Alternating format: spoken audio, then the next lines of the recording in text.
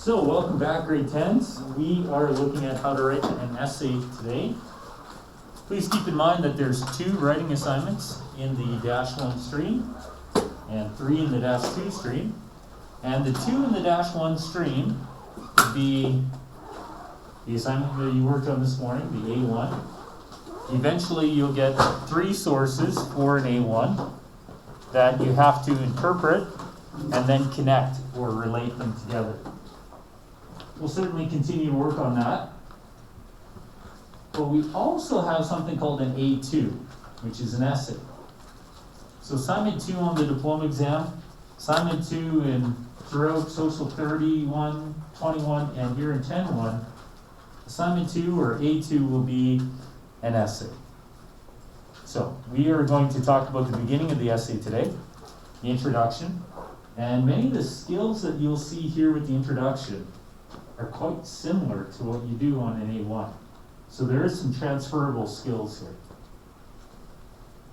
To help you out, we have Social 10-1 Lesson 6 essays on the nature of globalization. And in this document, so if you just click on that document right there, that's in our digital textbook, if you click on that document, this document comes up. And within that document, Lesson 6, Essays on the Nature of Globalization, there's a series of sample essays. So early on, it's good to see some exemplars. So you will have some time today just to sit at your desk and do some reading so that you can get an idea of what students in your seat have done in the past. So what have some past 10-1 students here in social studies with Tasman Composite High School, what have they done in the past writing essays? Writing similar essays to essays that you will be writing soon. So you will get some time to read over their exemplars, but I'd like to talk about the first part of the essay, the introduction. And to me, it's a very critical step. So one reason why it's a critical step is that we do have a rubric that we'll be introducing you to. And on the rubric, there's a separate category called analysis of the source. So most of the analysis seems to happen in the intro. Not all of it has to happen there. Sometimes some more analysis happens in the body. But most students in the province dedicate their introduction for the analysis of the source. And because of that, it's mostly your only opportunity here then to finish up that category. So it is 6 marks. 6 out of 30 doesn't seem that big, but here's the caveat. Here's the little asterisk you need to be aware of. If you do an incomplete job on the analysis, then you end up restricting the rest of the paper to S or below. So if you incompletely analyze the source, even if you write a brilliant essay after that, you can only get 58%. And the reason for that is we want to make sure that you're writing the essay we're asking you to write, not just some essay that you've memorized or canned in your head. We want you to be on topic. We want you to respond to the source. And not just write some poetic reflections on globalization. So here's an example source that you'd have to analyze. Globalization provides a window into the unimaginative nature of mankind. It is clear we are nothing more than violent, irrational, exploitive creatures, limited by our own jealousy and greed. So that's an example of a source that we've used in the past. So the first step is to read the source once, holistically, big picture, and just see what is it about. So we're not breaking down word by word yet. We just read out the entire source once, big picture to see what the whole thing says, and then we pause. On the diploma exam, you'll end up getting 3 hours for both assignments. We can't ensure that you'll still get double time by then, because that's 2 years away, but currently they're getting up to 6 hours. So some students are spending 3 to 4 hours on the essay on their diploma. So they have time to sit after they read it once and say, okay, what is this really about? You know, big picture, what is this about? So big picture, this prompt would be about which things? So globalization provides a window into the unimaginative nature of mankind. It is clear we are nothing more than violent, irrational, exploitive creatures, limited by our own jealousy and greed. Big picture, what is this source about? Yes? The effect of globalization on mankind. So, one possibility would be the effects of globalization on mankind. Can I get you to read the source? Everyone read the source one more time and see, does that seem to make sense? The effects of globalization on mankind. Globalization provides a window into the unimaginative nature of mankind. It is clear we are nothing more than violent, irrational, exploitive creatures limited by our own jealousy and greed. Yes?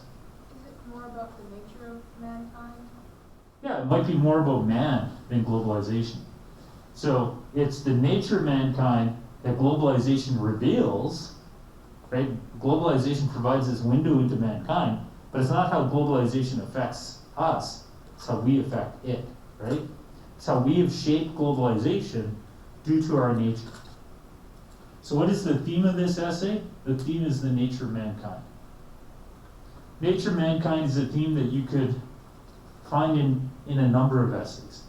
I'm a little cautious of saying all essays, but nearly every essay I've ever seen, you can fit into this conversation about what is the nature of mankind. So in terms of that question, what is the nature of mankind, where the general possibilities are man is good or man is evil, but this source goes and into much more depth about our nature. So what does the source suggest that our nature can be defined as? We are, looking at the language of the source, what characteristics are attached to man's nature?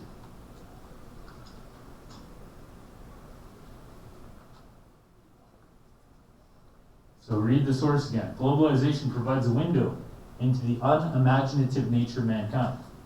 So in that sentence, is there any language used to describe our nature? Yes? Unimaginative? So we're unimaginative. So if you write an essay and in your intro, you don't unpack that word, you don't dissect the word, you don't explain what the word means, you don't explain the purpose of using that word, then would you agree your essay's missing something? I mean, the word is in the prompt, right? It's in the source. And in fact, it's a key word in that first sentence. So if you write an essay and you totally ignore unimaginative, then your essay is incomplete. And incomplete's 40%. Probably not aiming to get a 40. So it's very important to be able to define what are the big rocks of the source. What are the things we have to talk about? And in that first sentence, now that we've defined that the source itself is about the nature of mankind, in that first sentence, globalization provides a window into the unimaginative nature of mankind. We know that the source, they believe, it's their ideological perspective, that mankind is unimaginative, that we lack imagination. So we're going to have to wrestle with that. We're going to have to wrestle with that in the essay, try to figure out what it means to be unimaginative. Anything else in that first sentence that we'd unpack? We might unpack the phrase, globalization provides a window. So we might want to explain when the writer, when the creator of the source suggests that globalization provides a window,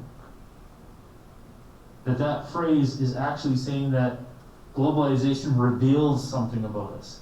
A window is something you can look through. Obviously, unless the blinds are down or there's curtains. But usually a window gives us an opportunity to look into something. So globalization is providing us an opportunity to look into mankind's nature so we can reveal something about ourselves. So in our intro, it'd be important to explain that when the source suggests that globalization provides a window,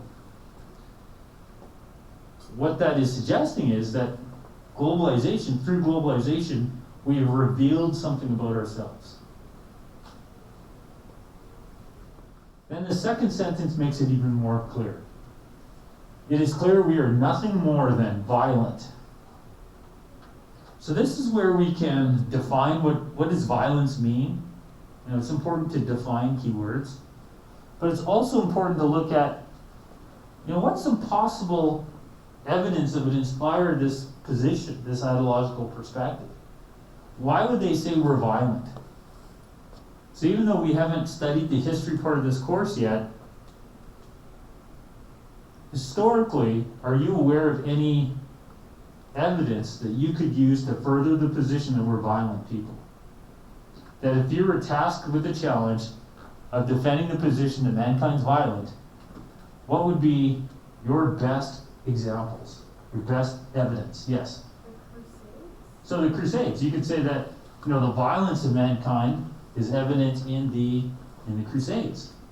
Or wasn't diplomacy, it was military might that was used to effect change. Any other examples? Yes? World War One and Two. So World War One and Two, you could go with just the history of warfare, right? Our history of warfare itself shows our violent tendencies. And then within those wars, we have some incredible acts of violence. So within World War II, rather than focusing on the entire war, if you wanted to focus on certain events during World War I or World War II, say, wow, look how violent we can be. You might look at ... meaning this is where you shout out some answers. What might be about World War I? What would be the most violent stuff that happened in World War I or World War II? Yes? In the concentration camp? Yeah, so in World War II, you could talk about the genocide against the Jewish people, the 6 million people that died, among millions of others. So you could look at the concentration camps, the death camps, places like Auschwitz, Dachau. Violent nature of World War I, you could talk about trench warfare, hand-to-hand combat. You know, using your shovel to decapitate the enemy as they are trying to take your trench. Seems pretty violent. Seems pretty violent. It is clear we are nothing more than irrational. So then you define, well, what does irrational mean? It's hard to write an essay about irrational if you haven't established what does it mean. So in your introduction, when you're analyzing the source, you suggest that mankind's being labeled as irrational. And that would mean that mankind does blah, blah, blah. You may have to look it up. You may have to use a dictionary. On the diploma exam, you have dictionaries you can use. So when we do a essay in class, you'll be given given dictionaries that you can use. You know, if we had some that are uncontaminated. So, if given the task of proving mankind to be irrational, what would you do? How would you argue? How would you illustrate? What example would you give that mankind's just, we're not that rational? So, what does it mean to be irrational? It means to make choices that lack logic or reason. That choices that are not sound choices. Choices where the consequences of the choices may be making our lives worse. Yes, sir? The Lottery. Yeah, so you can look at a number of things, including, remember down in Cochabamba and the water war there, you can look at our use of water today and how we're running out of water. You can just look at water everywhere, but not a drop to drink, right? The way that we contaminate it, the way that we use it, the way that we use it to, access the oil from the sands here in Alberta and we're creating a desert in the north. You know, the abuse of water and the cost of water as an essential item could be something you could use. Any other irrational things that we haven't done, or that we have done, sorry. Yes, sir. Simulating cultures. Yeah, so maybe it's not rational to assimilate cultures. Maybe it's not rational to believe that they're just going to happily be assimilated, right? Maybe it wasn't rational to believe that here in Canada, Canada's Indigenous people would want to be assimilated. Maybe that's not rational, that they want to be assimilated. That Europeanized life is a life that is good for everyone. Maybe that's not rational. Yes? The Muslim concentration camps in China. Yeah, so you can look at contemporary evidence too, right?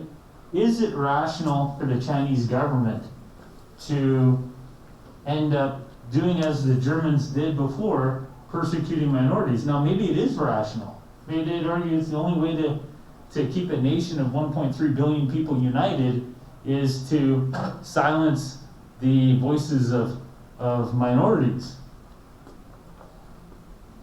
But it still is exploitive. So let's look at exploitive. What would you do to show that we're exploitive? What's your best case study to say, you know what, mankind's exploitive? Yes? Like sweatshops and slave labor. Like sweatshops, slave labor. I mean, that one just oozes exploitation. So somewhere in your intro, in your analysis of source, you need to look at, big picture, this source is about the nature of mankind. And the source is suggesting that globalization provides us an opportunity to reveal our nature. And the source is providing words like unimaginative, violent, irrational, and exploitive. These are negative words. So they're suggesting that mankind and our nature is flawed. And then you could talk about possible evidence to further the ideological perspective. Much like we do on A1, we can talk about the significance. So why should we care about man's nature? Why do we care if mankind's violent or irrational or exploitive? So somewhere in the intro, you could also talk about the significance of, truly discovering if this claim, this ideological perspective is true.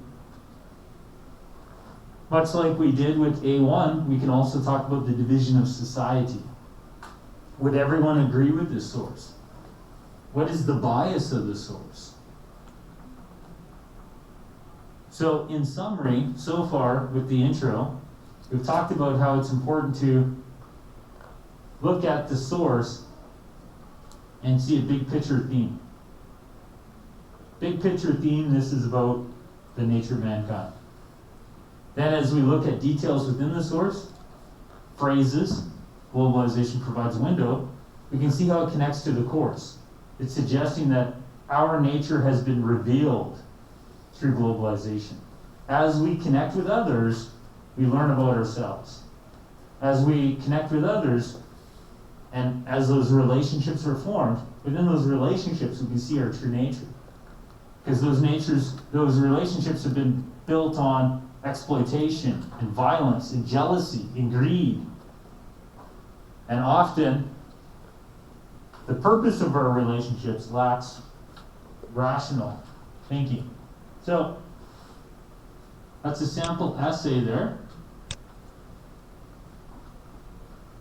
As we click at the link within the link, gives us an opportunity to show that we understand what globalization is.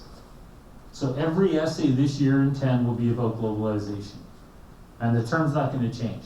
It's always going to mean the interdependentness, the hyperconnectedness of mankind. Often we're talking about it from an economic standpoint, but it can also be cultural, it can be social, it can be those other dimensions of globalization from chapter 1. When we analyze the source, we see that it has some key phrases. So when the source says this, and we're going to pull that phrase out, We're going to pull the language out and we're going to respond to the language. We're going to unpack it. We're going to say, this is what it means.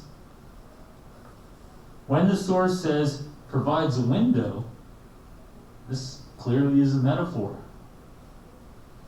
Here, the window represents a way to see things we might otherwise not notice.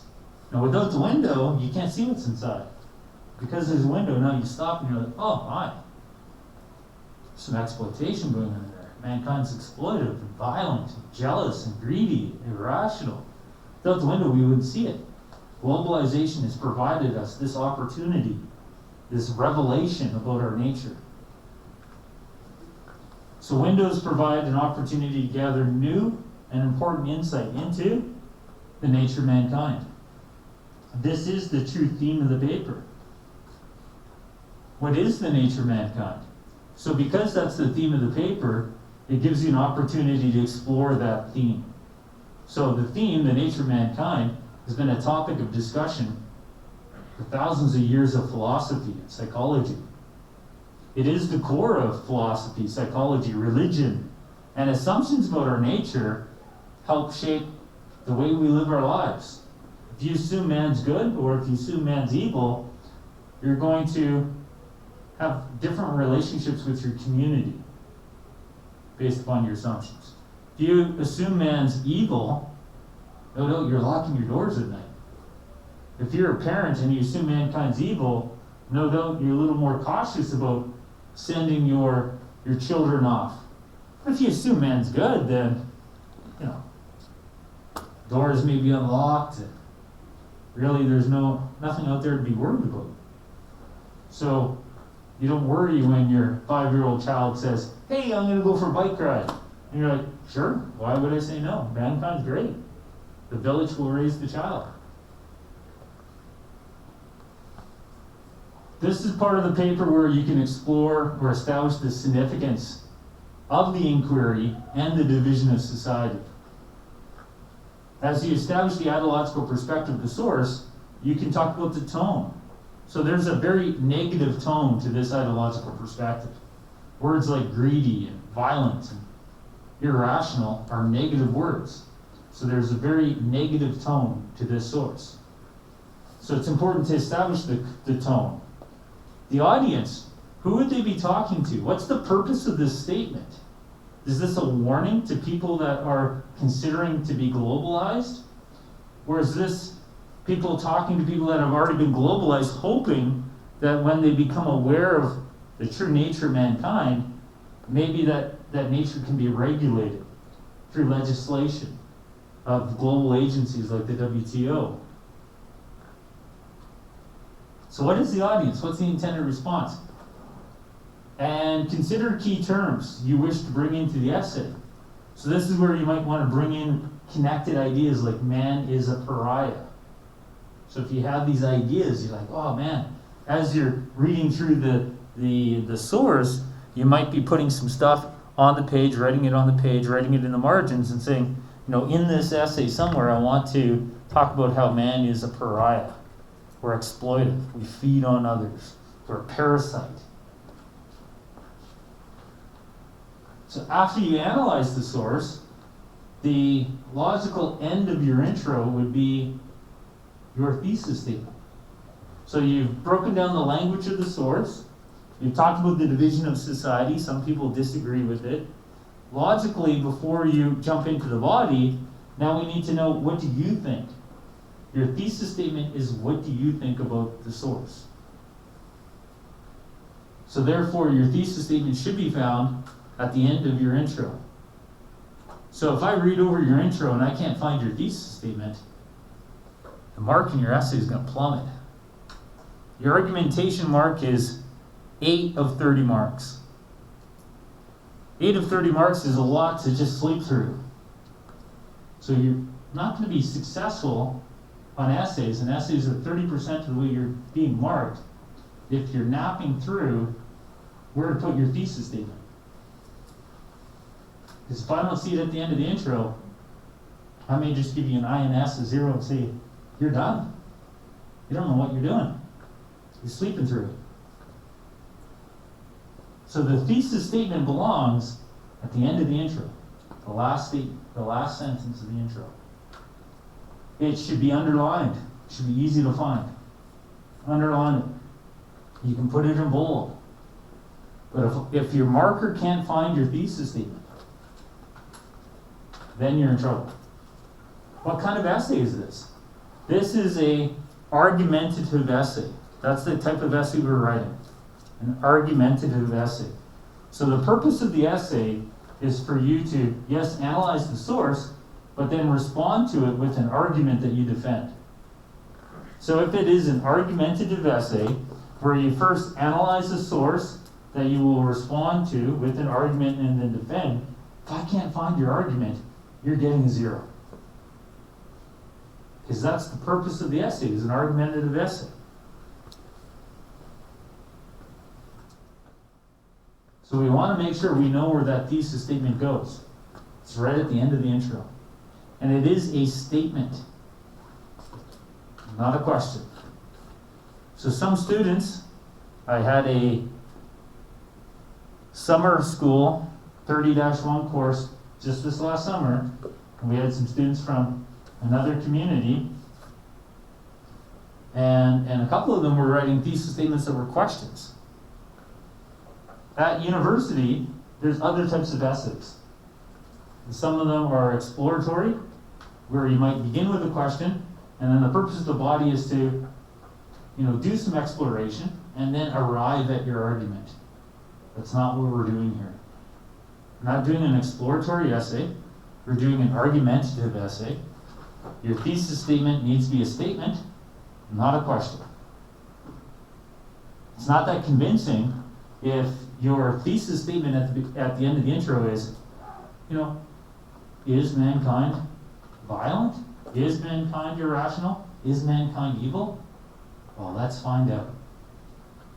That's not a thesis statement. It's far too informal, and it's not doing the assigned task. So we do want to make sure that when we look at thesis statements, as we begin to develop how to write essays, that we're paying attention to that. After you have a thesis statement, the next part of it is having a thesis statement that can be subdivided into different arguments.